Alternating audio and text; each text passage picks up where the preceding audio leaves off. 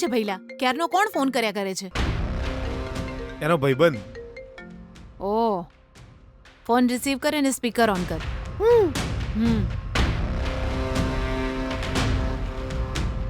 પેલો વિજય, એક બહુ જ ઇમ્પોર્ટન્ટ વાત કહેવાની જ ભાઈ. ગીતાના પપ્પા એ અત્યારે જ એના લગ્ન કરવાની તૈયારી કરી રહ્યા છે.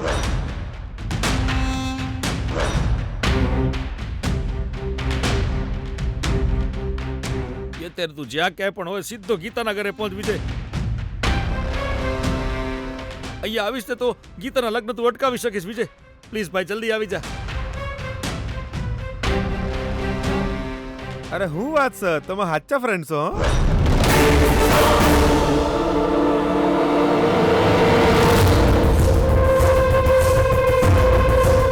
બરાબર ટાઈમે ફોન કરીને બધી ઇન્ફોર્મેશન આપી દીધી હો.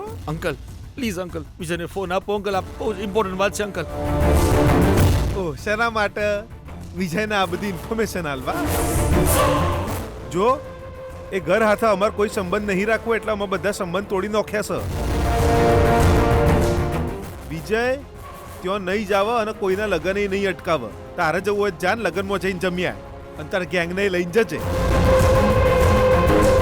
પણ ત્યાં હું ચાલી રહ્યું છે એ બધું અમારા વિજયને એક ટકોય કહેવાની જરૂર નહીં, સમજ્યો?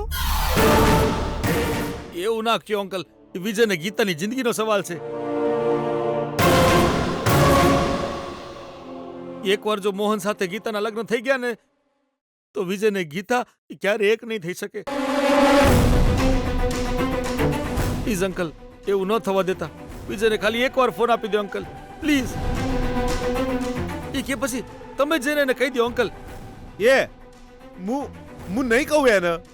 જો અમે ઓલી ગીતાડી હાથે કોઈ સંબંધ નહીં રાખવાના. તને કીધું ને તું ફોન મેલ. અંકલ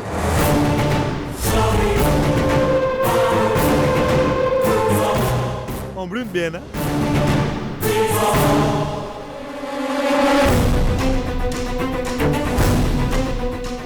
વિજય ને સીતારા અંકલ ફોન નથી આપી રહ્યા. એ હવે શું કરશું? આટલા દિવસથી વિજય ગીતાની પાછળ પડી ગયો હતો, પણ આજે નથી. ગીતાના પપ્પા એની જિંદગી બરબાદ કરી રહ્યા છે યાર. કેમ એના પપ્પા વિજય અને ગીતાનો પ્રેમ નથી સમજતા? ભગવાન, ગીતાના લગ્ન રોકવા માટે તમે જ કોઈ રસ્તો દેખાડો પ્લીઝ. છે પ્રેમના દુશ્મન છે બધા.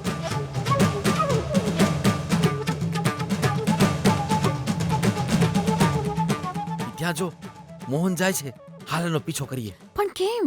એ તું આવ ને પછી કહું તને.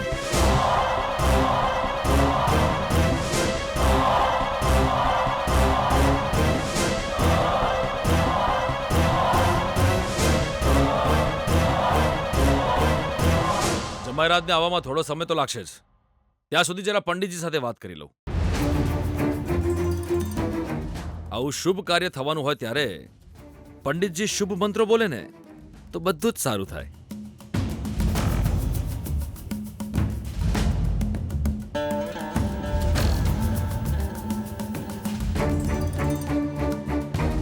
હેલો, હું બીપી વૈષ્ણવ વાત કરું છું પંડિતજી. હા બોલો. હમણાં અડધા જ કલાકમાં મારી દીકરીના લગ્ન મારા જ ઘરમાં થવાના છે. તમે આવીને લગ્ન કરાવી દો ને.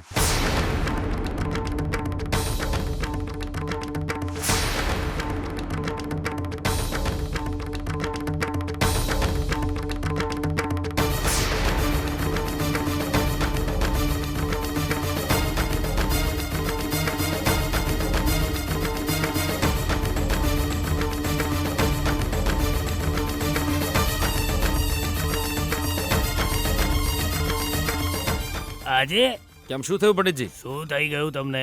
ગમે તે કારણ હોય, તમે આજે લગ્ન રાખ્યા કેમ? અરે મુહૂર્ત જ ખરાબ છે. આવા સમયે લગ્ન થશે તો જિંદગી બરબાદ. પરિણામ સારું નહીં આવે. આજે લગ્ન કરાવવાની ભૂલ કરતા જ નહીં. જુઓ પંડિતજી, જે બરબાદી થવાની હતી એ તો ક્યારની થઈ ગઈ. હવે તો ખાલી શુભ કાર્ય થવાનું બાકી છે. એટલે જ મેં લગ્ન આજે જ રાખ્યા છે. તમે નહીં આવ તો કઈ વાંધો નહીં, પણ આજે અડધો કલાક પછી મારી દીકરીના લગ્ન થઈને રહેશે.